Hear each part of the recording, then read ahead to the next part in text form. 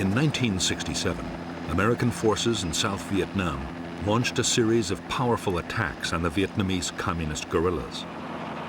The aim was to take the war to the NLF's biggest units by attacking their bases in overwhelming strength.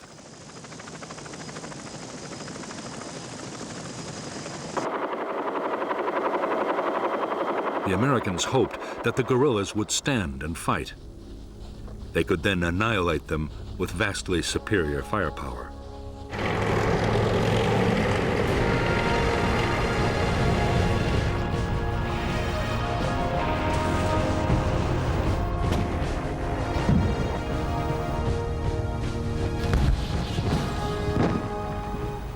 The offensives were designed to use the tactics of search and destroy on the grandest scale yet. Some of the biggest helicopter operations of the war were mounted to try and trap entire Viet Cong regiments. More guns and aircraft were called in to support the attacks than had ever been unleashed on a Vietnam battlefield.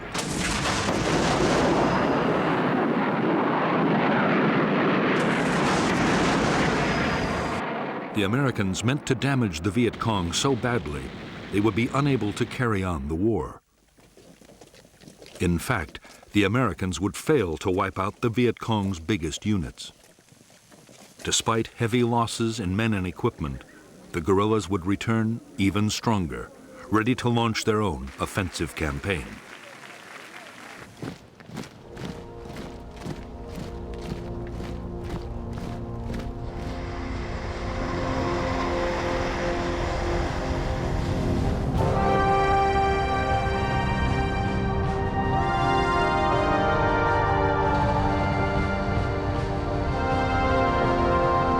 By mid-1965, the mission of American troops in South Vietnam was changing fast. They had come to secure air bases, but now they were actively looking for combat with the Viet Cong. On May 18, 1965, the 173rd Airborne Brigade, the first U.S. Army infantry unit to arrive in Vietnam, began operations.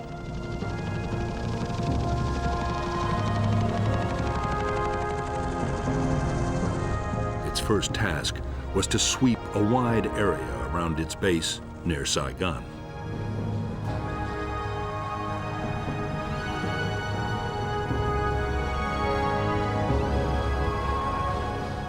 The 173rd met no real resistance. There were thousands of Viet Cong troops in the Saigon area, but they remained elusive.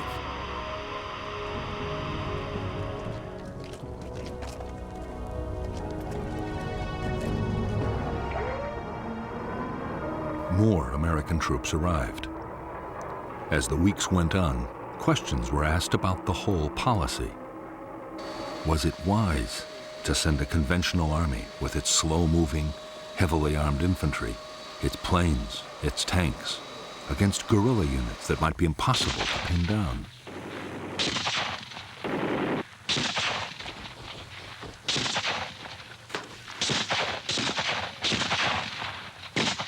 The U.S. commander in Vietnam, General William C. Westmoreland, insisted that the Army could find and beat the enemy.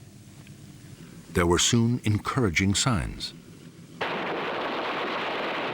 In August 1965, in Operation Starlight, U.S. Marines surrounded a Viet Cong regiment of 2,000 men and defeated them in a full-scale battle.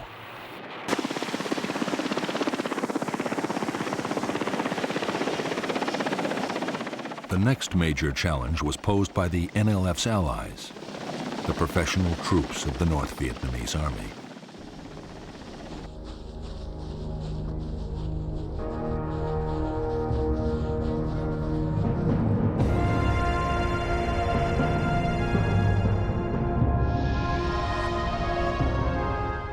By September 1965, two North Vietnamese Army regiments, the 32nd and the 33rd, had moved down the Ho Chi Minh Trail and infiltrated from Cambodia into South Vietnam.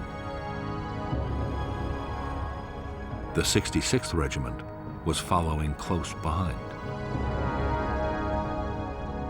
The plan was to take the provincial capital, Pleiku, and advance along Highway 19 to the coast at Kinan, splitting the south in two.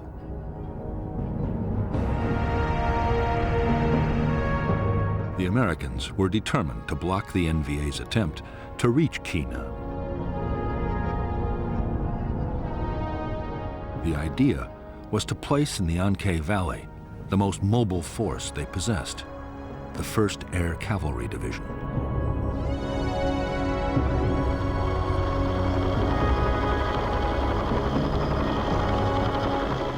The Air Cavalry was the first formation anywhere in the world designed around the helicopter.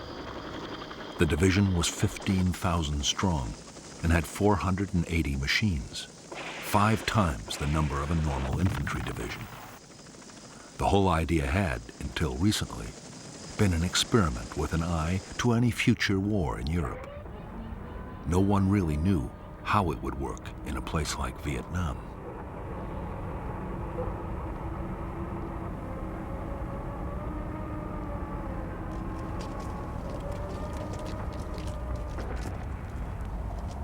Combat units of the 1st Cavalry began to arrive at Anke in mid-September 1965.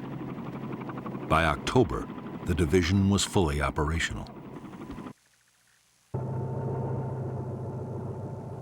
Its base, Camp Radcliffe, had grown into a massive complex of helicopter pads, supply dumps, accommodation and maintenance facilities. For the officers and men of the Air Cavalry, there was a great deal to prove, and they were determined to take the battle to the enemy.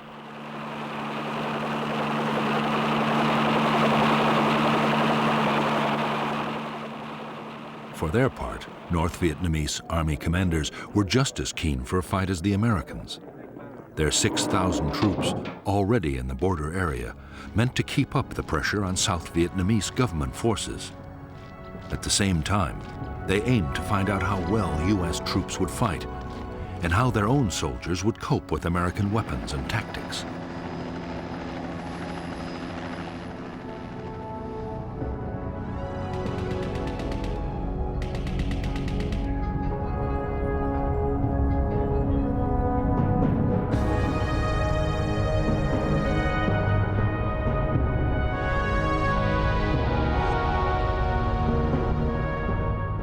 After infiltrating into the south, the 32nd and the 33rd North Vietnamese regiments had established a base area on the high ground of the Chupong Massif. On October 20th, 1965, the 33rd Regiment laid siege to an American Special Forces camp at Plai Mai. After a siege that lasted 6 days, the South Vietnamese Army, backed by the U.S. Air Cavalry, secured that camp, and both NVA regiments withdrew to the Chupong. There, they meant to join with the newly arrived 66th Regiment before renewing their campaign.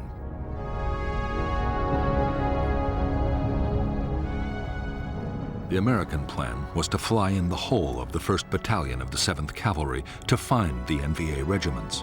It was the first time U.S. troops would face NVA regulars. The first step was to create an artillery fire support base near the Chupong at Landing Zone Falcon.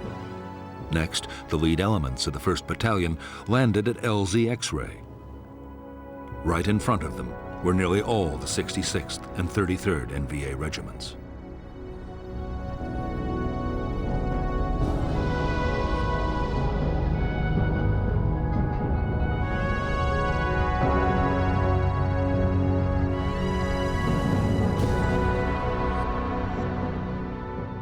When Company B pushed towards the spur of the Chupong, it was attacked immediately, and a platoon was encircled. Company A was also pinned down by fierce fire before the rest of the 1st Battalion was landed.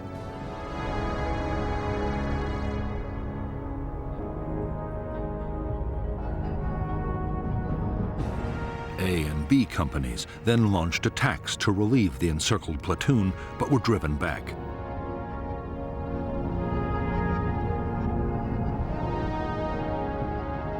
The following morning, the Americans, reinforced by another company, were hit by waves of NVA troops. Heavy fire support wreaked havoc on the attackers, and by now, another American battalion was on its way overland.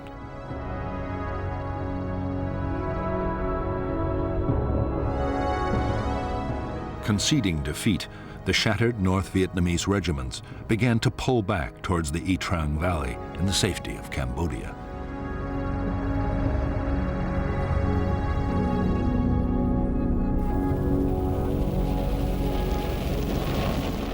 After the fight at LZ X-Ray, the Chu Pong was bombed by almost 100 B-52s, each unloading 17 tons of high explosives.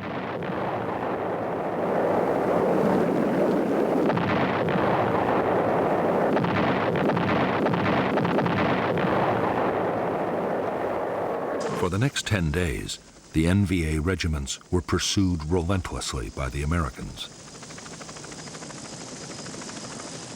But although the North Vietnamese were in retreat, they were still capable of hitting back.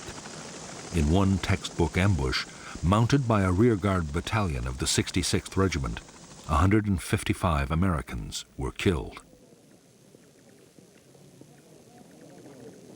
For U.S. forces, it was the most costly day of the war so far.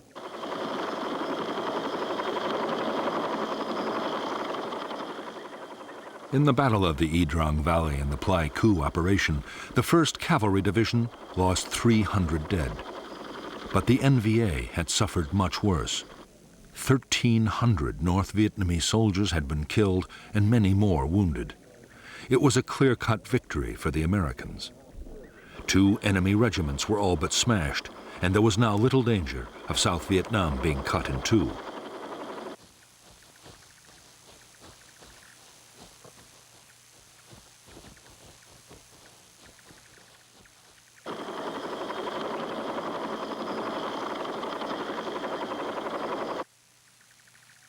The Y Trang battle was a major boost for U.S. commanders.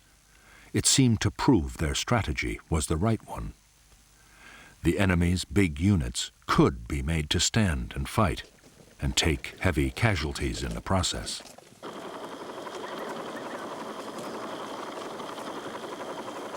If the Communists could be forced into more battles like Y Trang, they would quickly suffer such losses they would have to abandon their whole campaign.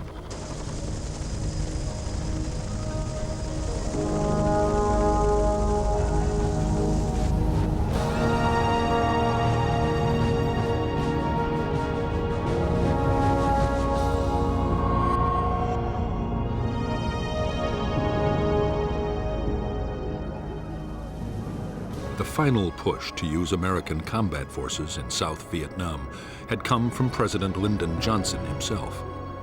Yet, he had never wanted to fight a war in Asia. Johnson's priority was social reform, his Great Society program, and he feared the war in Vietnam might fatally damage his plans.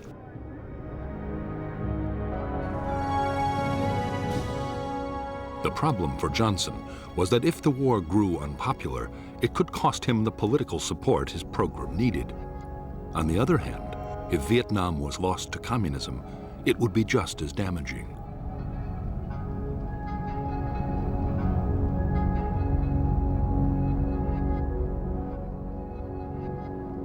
The only solution that Johnson could see, and the one agreed with his Defense Secretary Robert McNamara, was an uneasy compromise.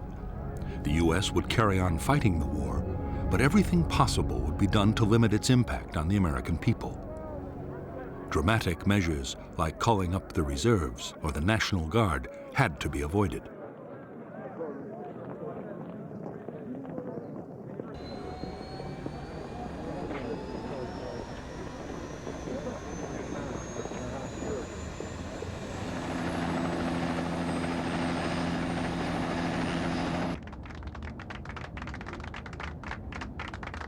Above all, Johnson was determined to keep China and the Soviet Union out of the conflict in Vietnam. By now, both communist powers had nuclear weapons, and China had almost unlimited manpower.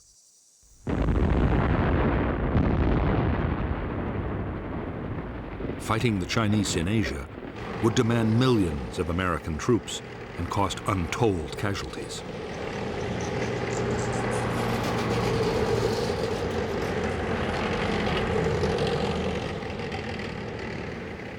Johnson's solution was to fight a limited war.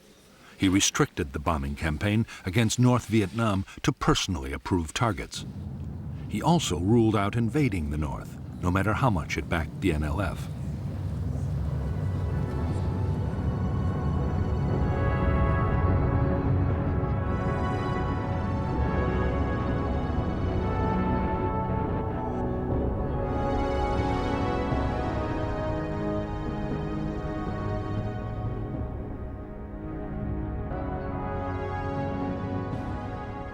In fact, General Westmoreland, the U.S. commander in South Vietnam, had no desire yet to go into what he felt were communist sanctuaries in neighboring countries. But what he did want was a much more effective bombing campaign to cut the flow of supplies and men to the guerrillas.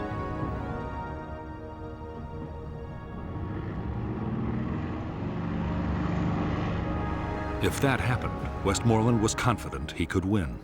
He would need more troops, but once he had built up his forces, he was sure he could seize the initiative.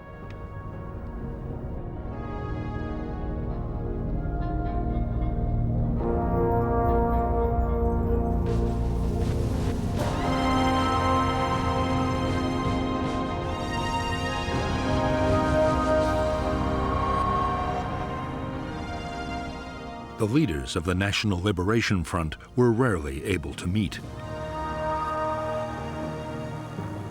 They were forced to gather in the strictest secrecy at a remote forest area near the Cambodian border.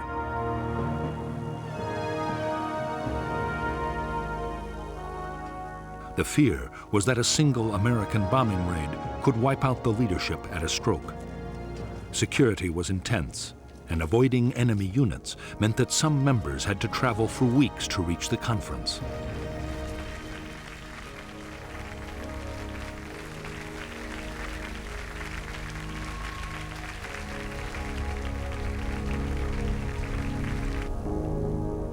The Central Committee had 52 members and was led by the chairman, Nguyen Hue To. To was a French-educated lawyer and to many in South Vietnam, the acceptable moderate face of the Viet Cong.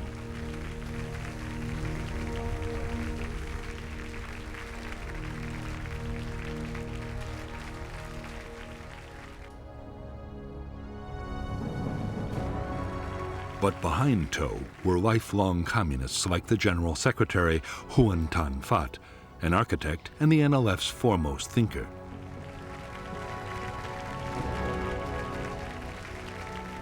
Another hardliner was the French-educated lawyer Tran Bu Kim, one of the NLF's founders.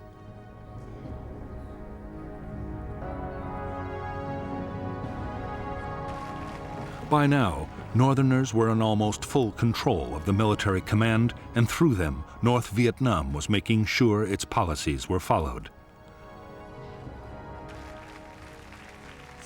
The NLF guerrilla army was even more closely controlled by the North. Its top commander was a North Vietnamese Army General Nguyen Chi Tan. Tan was noted as a political firebrand and wanted to stay on the offensive, whatever the cost or the dangers.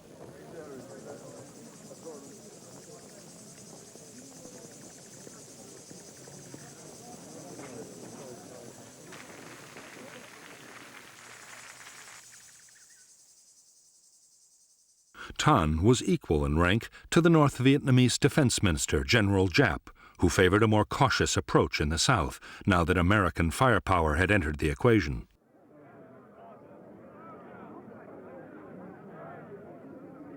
By the end of 1965, Giap was winning the argument. The result would soon be felt on the battlefields of South Vietnam.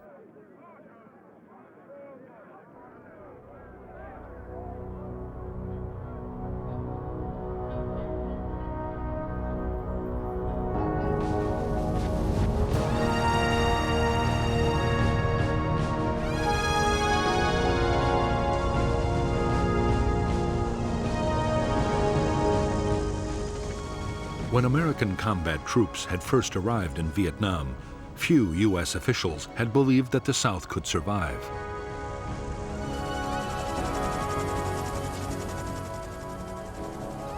By the end of 1965, the picture had changed dramatically. The new government, led by Air Marshal Key, was growing in confidence. The arrival of American troops had given morale a huge boost, and there was no longer a danger that the communists could win quickly.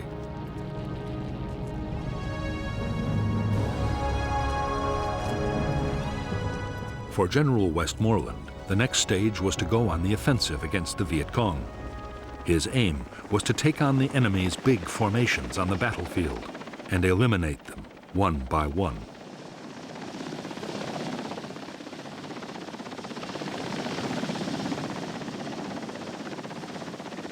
The tactics would be those of search and destroy, finding and trapping the enemy, then smashing his forces with massive firepower.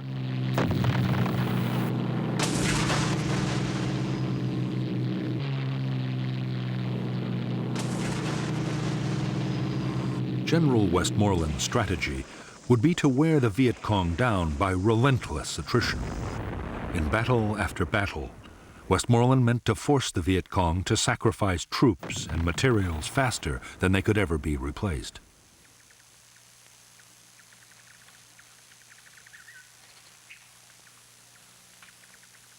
The measure of success would be the amount of supplies destroyed, the number of bases knocked out, and above all, the body count, the number of enemy soldiers actually killed in battle.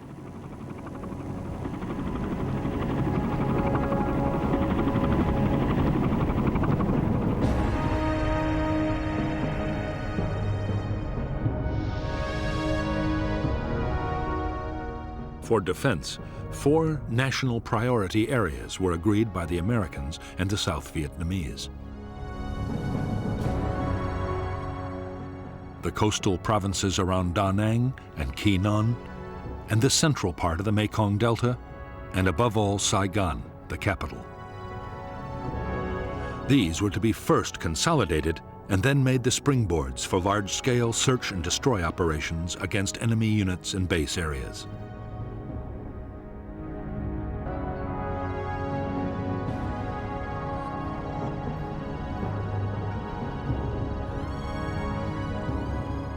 The greatest Viet Cong concentrations in the whole of South Vietnam were known to lie between the capital and the Cambodian border. Through this area ran several strategic roads and the river routes into the capital.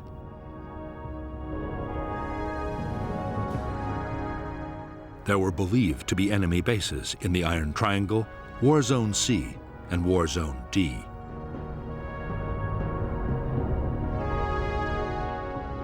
These base areas were the destination for most of the supplies and men that came down the Ho Chi Minh Trail, and it was these bases the Americans would have to attack if the Viet Cong were to be finally defeated.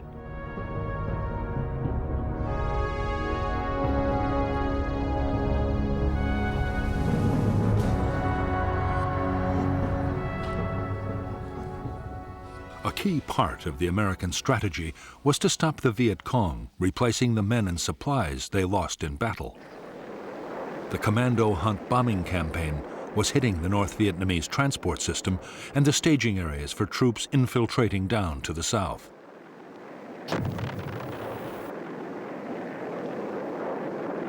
During 1965, U.S. aircraft had flown 55,000 individual sorties over the north.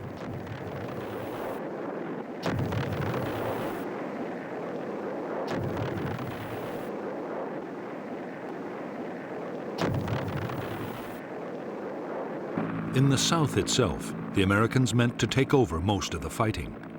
The U.S. forces were better armed and trained than South Vietnamese government troops.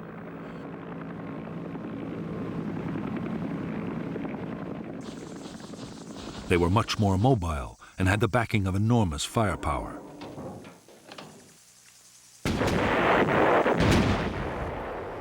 Meanwhile, to the intense frustration of many South Vietnamese army commanders, Government forces would deal mainly with local security. Only elite units would take part in offensive operations.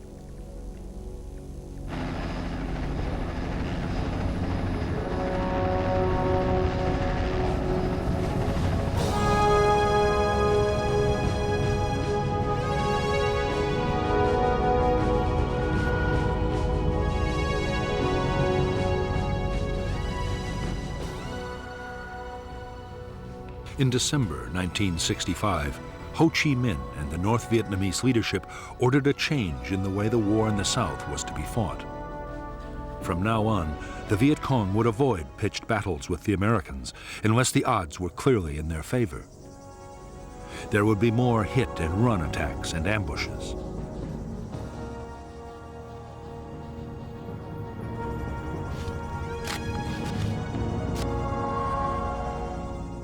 To counter the American buildup, Viet Cong recruitment would be stepped up, and more North Vietnamese Army troops would be infiltrated into South Vietnam.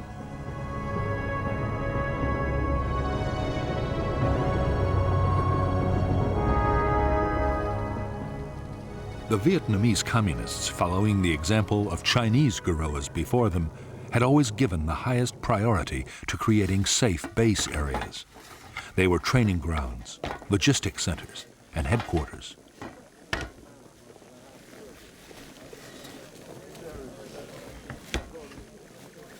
They also offered secure sanctuaries for times when the war might go badly.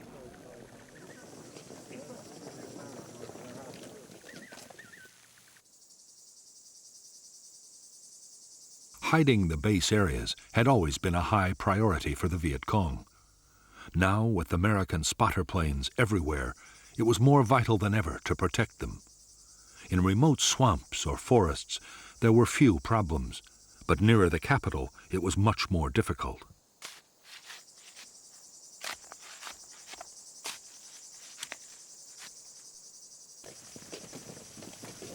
The answer was to build enormous warrens of underground tunnels. The biggest were in the Iron Triangle and in the Cu Chi district, only 20 miles from Saigon.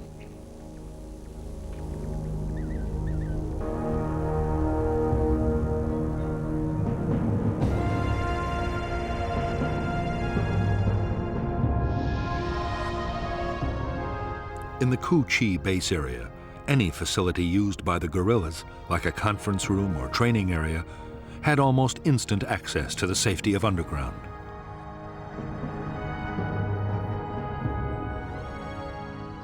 Hidden trapdoors led below, past guarded chambers, to long passages. At regular intervals, branches led back to the surface and other secret entrances. Some openings were even concealed beneath the waters of streams or canals.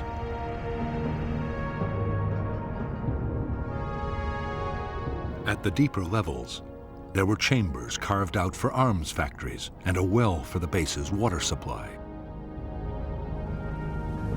There were storerooms for weapons and rice, and there was sometimes a hospital or forward aid station.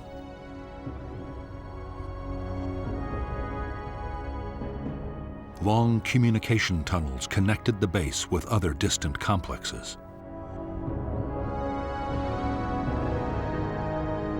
Base kitchens were always near the surface, with long carved-out chimneys designed to diffuse cooking smoke and release it some distance away.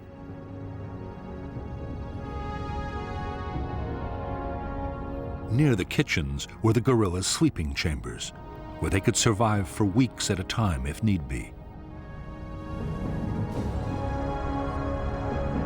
Everywhere on the top level, there were tunnels leading back upwards to hundreds of hidden firing posts for defense of the base.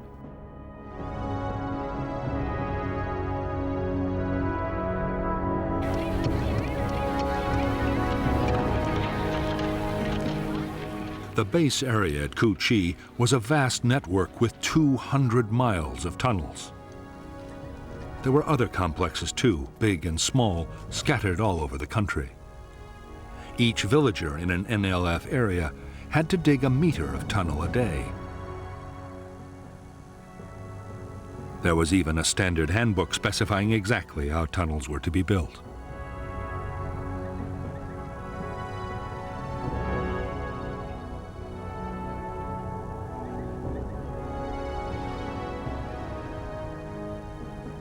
The orders coming from NLF headquarters were absolutely clear.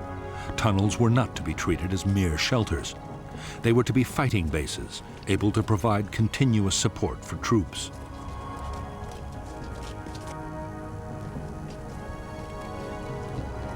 Even if the village was in enemy hands, the NLF beneath should still be fully capable of offensive operations.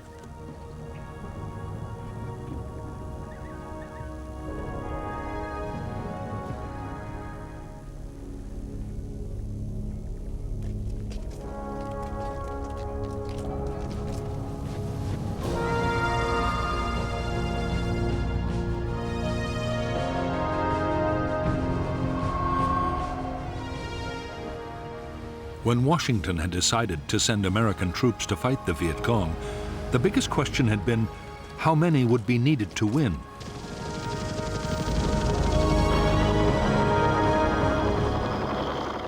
Military planners accepted that to win a war against guerrillas, an army needed to outnumber them 10 or even 15 to 1.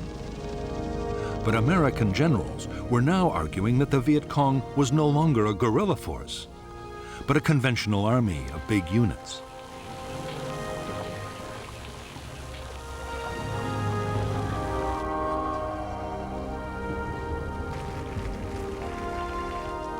Because U.S. commanders were confident they were not fighting a guerrilla war, they saw no need for a 10-to-1 superiority in forces. Against a regular army, 3-to-1 was usually considered enough.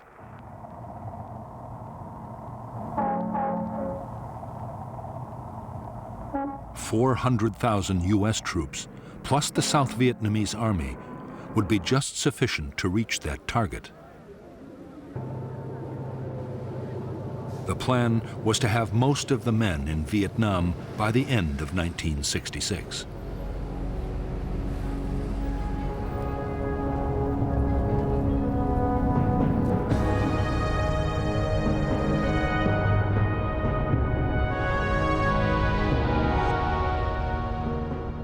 The South Vietnamese army had divided the country into 4 tactical zones, with an army corps in each. As American forces arrived, Military Assistance Command headquarters in Saigon assigned them to a corps' tactical zone. By the end of 1965, the 3rd Marine Amphibious Force commanded 4 regiments in I Corps. The 1st Air Cavalry Division was in II Corps, along with a brigade of the 101st Airborne. The 1st Infantry Division and the 173rd Airborne were in III Corps.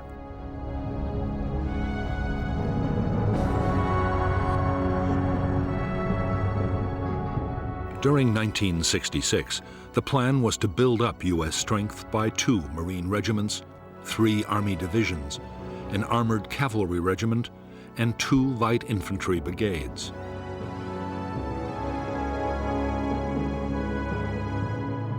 The combat strength of Allied nations would also increase to 2 Korean divisions and a Marine brigade, an Australian task force, plus New Zealand and Philippine units.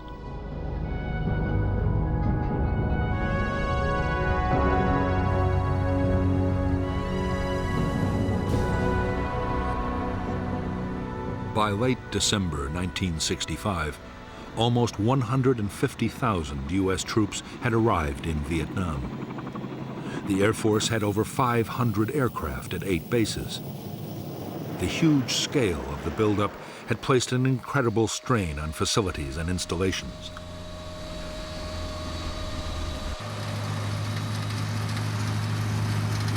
There was a frenzy of building as Army and Navy engineers, along with American civilian contractors, improved airfields, bases, and roads.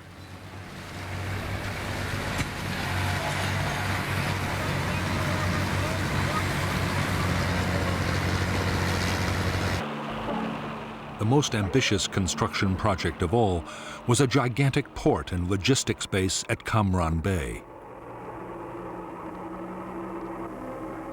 The whole effort was to cost $100 million, but the new facility would quickly ease the pressure on Saigon's overloaded docks.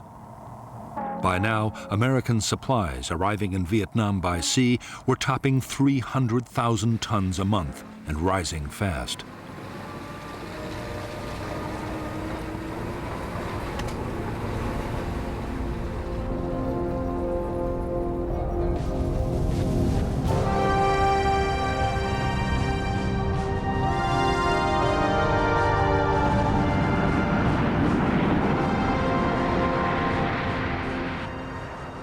As the Cold War had produced one world crisis after another, the U.S. armed forces had been on a war footing almost continuously for 5 years.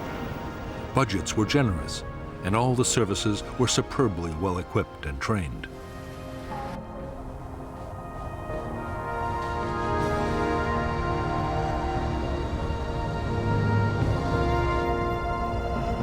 Many American officers and NCOs already had combat experience in Vietnam as military advisors. Most of the more senior personnel had fought in World War II and Korea.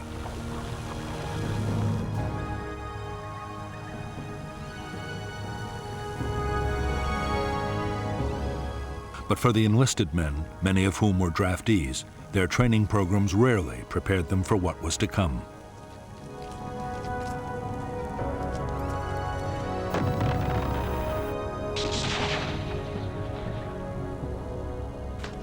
Even to the best trained soldiers, the reality of arriving in Vietnam could come as a shock. The climate was exhausting, with extremes of heat and humidity. The Vietnamese people and their culture were totally unfamiliar. Many American soldiers were from U.S. cities, and the lives of Southeast Asian peasants were beyond anything they knew.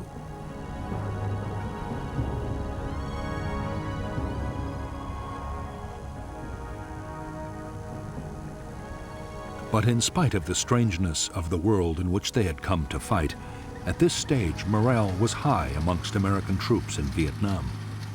There was confidence in the Army's leadership, and most units had a strong sense of camaraderie. There was also the knowledge that a soldier's basic tour of duty was a finite 13 months and 14 days.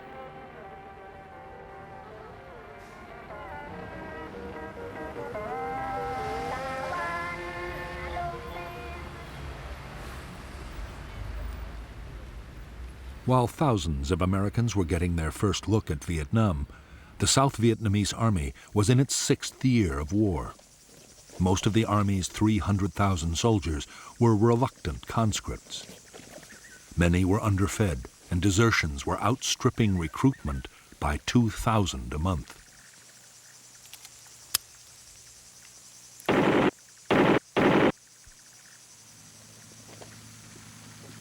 As for the officers, corruption was rife, and many sold their units food and supplies. The most senior commanders had nearly all been appointed for their political and family connections.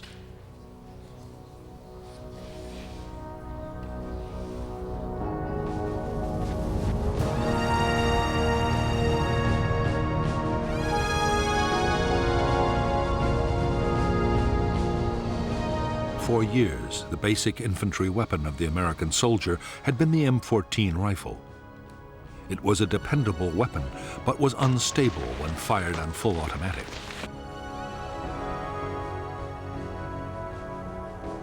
The M14 would stay in service with some units for a long time yet. But a new weapon was starting to reach the troops in Vietnam.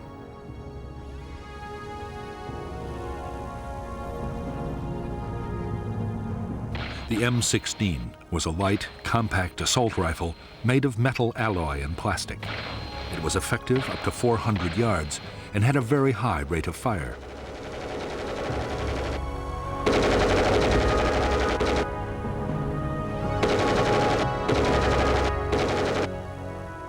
Although on paper the M16 seemed to offer the infantryman everything he could wish for in a rifle, the reality was very different on the battlefield.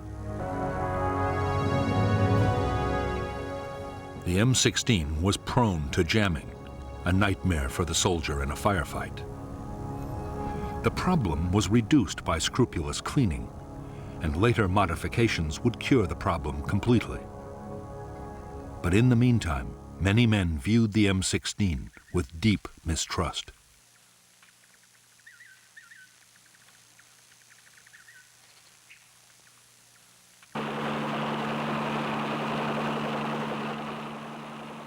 In an American infantry platoon, the most valued weapon of all was the M60 machine gun.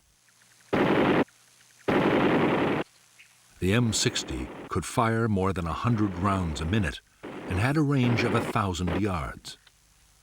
The gun was usually operated by a two-man crew, but it could also be fired from the hip. The M60 was extremely robust and well suited to the harsh conditions of battle in Vietnam.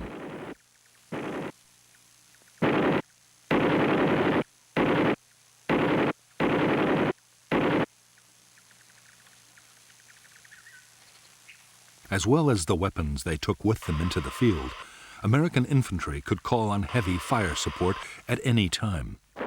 Ground attack aircraft could saturate the area with high explosives or napalm, while few operations were ever mounted out of range of friendly artillery.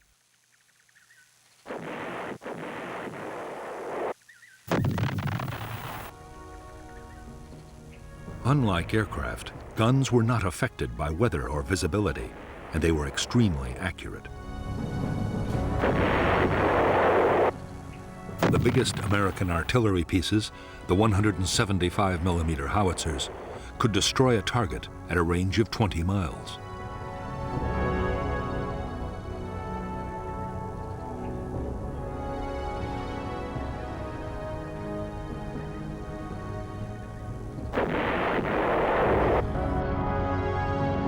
By now, every infantry division depended heavily on helicopters to maneuver its forces on the battlefield and to carry supplies and heavy equipment. For the Army, the basic infantry transport helicopter was the UH-1 Huey. The men called it a slick because its frame was uncluttered by guns or rockets.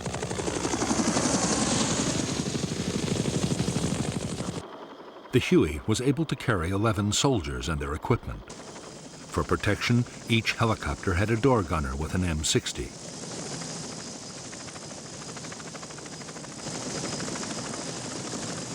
As well as Hueys for transporting infantry and general supplies, there were Huey gunships for escort and assault. The gunships were armed with a formidable array of rockets, machine guns, and grenade launchers.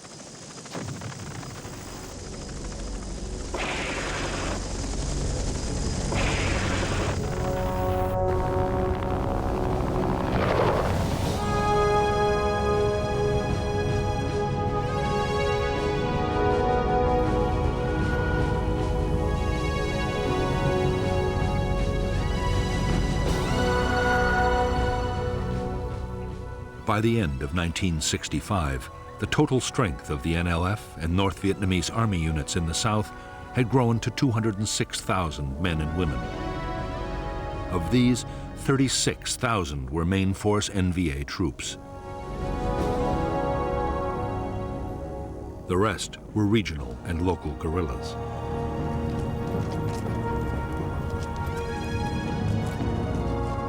The main force Viet Cong units were used to launch large-scale offensives over a wide area. They were uniformed, full-time soldiers. Regional forces were also full-time, but they operated inside their own districts. If necessary, their units could come together to make bigger formations for a large-scale attack. If enemy pressure became too great, they could break again down into smaller units and scatter.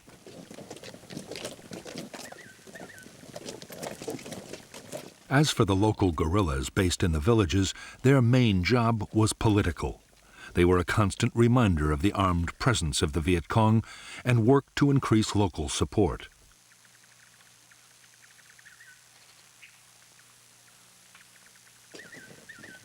They were also expected to defend nearby installations like bunkers and tunnel complexes.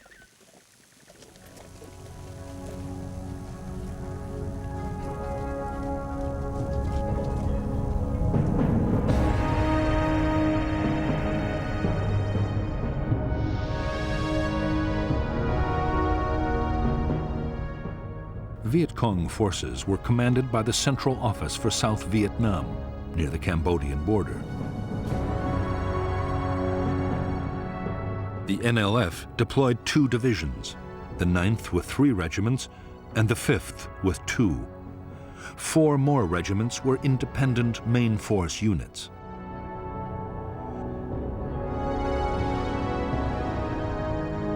The NLF also controlled more than 40 local and regional battalions.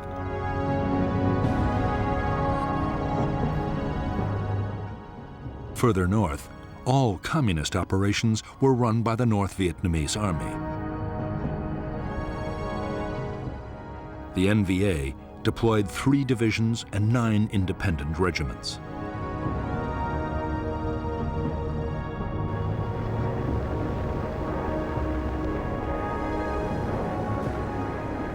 In 1965, American aircraft made tens of thousands of bombing attacks against the Ho Chi Minh supply trail and on logistic centers in North Vietnam.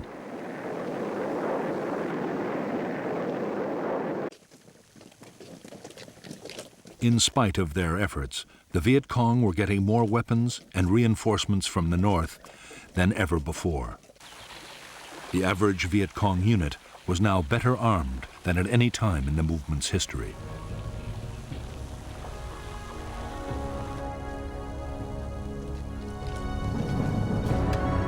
Although the guerrillas depended on the Ho Chi Minh Trail for arms, ammunition, and special equipment, 21 tons a day was enough to keep them fighting. Their other needs were met inside South Vietnam.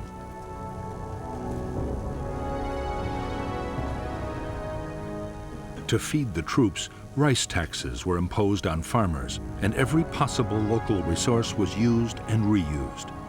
Nothing was wasted. Even the American supplies and containers left behind on the battlefield were put to some military purpose.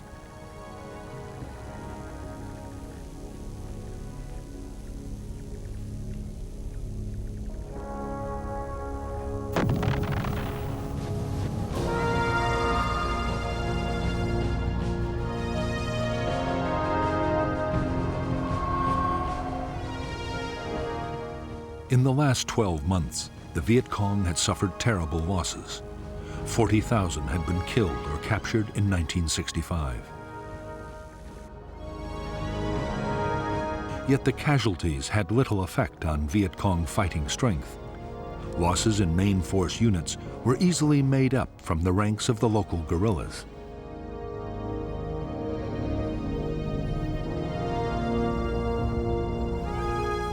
The biggest problem was the high casualty rate among officers. To replace these, the Viet Cong depended on trained men coming down the Ho Chi Minh Trail from the north.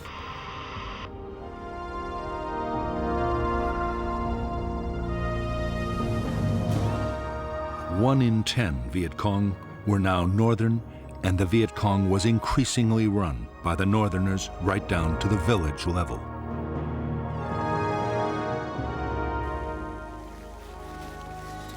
By this time, most Viet Cong main force soldiers had fought for years and were highly skilled and motivated. Every attack was planned down to the last detail, using elaborate models and endless rehearsals.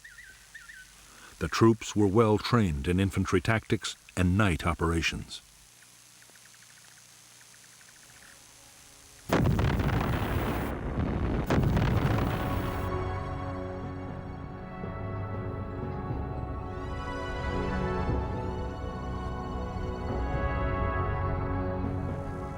They were also masters of camouflage. While main force troops thought of themselves as professional soldiers, local Viet Cong were far less confident. Mostly the recruits were young teenagers, and while many were motivated by idealism, others had been pressured or shamed into joining. What many had in common were real doubts about their ability to fight heavily armed and well-trained American soldiers.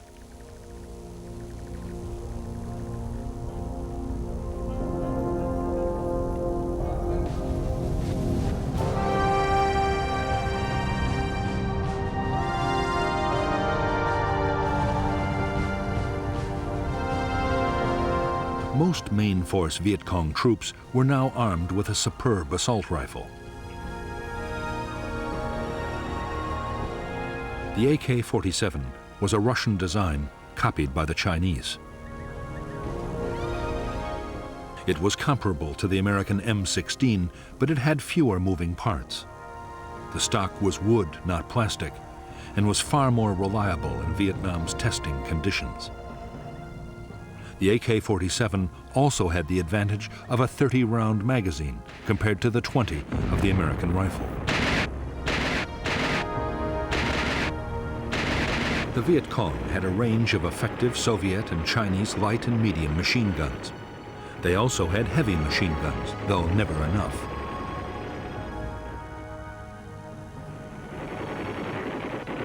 The bigger weapons were especially valued for defense against American helicopters.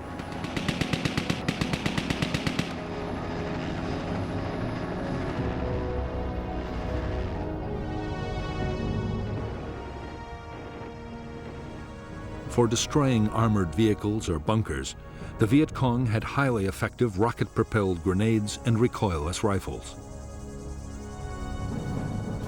Mortars were also available in large numbers and had the advantage of being very easy to transport.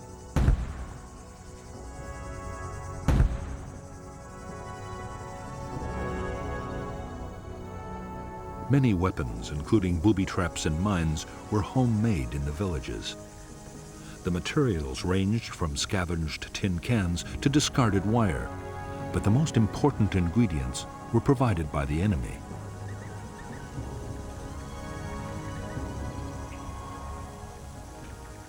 In a year, dud American bombs could leave more than 20,000 tons of explosives scattered around the Vietnamese countryside. After air raids, volunteers retrieved the duds, and the dangerous business of creating a new weapon began. In 1966, locally made devices would kill more than 1,000 American soldiers.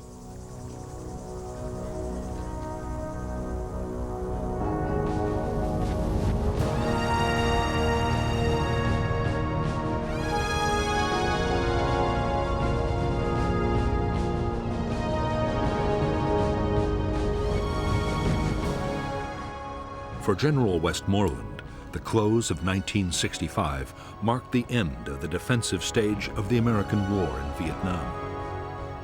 In the coming year, he meant to complete his buildup. Then he would launch the full-scale offensives that would lead to final victory.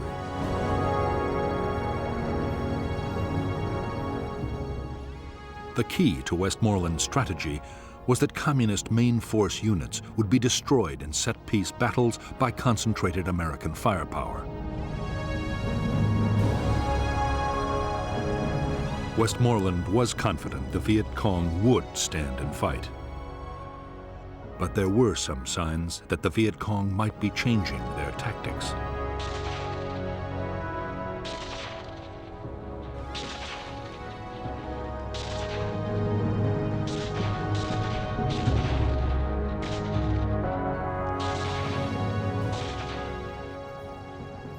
In the last weeks of 1965, the Viet Cong concentrated their attacks on poorly defended targets, like isolated outposts and remote towns. Strong South Vietnamese or American forces were making contact with big guerrilla units less and less often. At the same time, there were more sniping incidents and ambushes. As a result, While Viet Cong casualties went down, American and South Vietnamese army losses increased dramatically.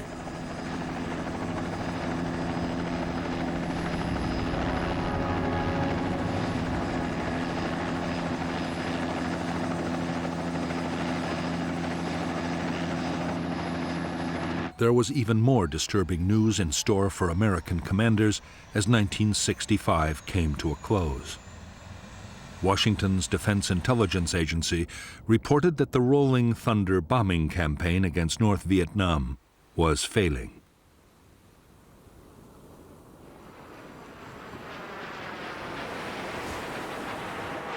After 10 months of increasingly fierce air attacks, the North showed no signs it was about to give up its support for the Viet Cong. Nor had the bombing staunched the flow of men and supplies to the guerrillas. That meant only one thing. The real contest was still to come on the battlefields of South Vietnam.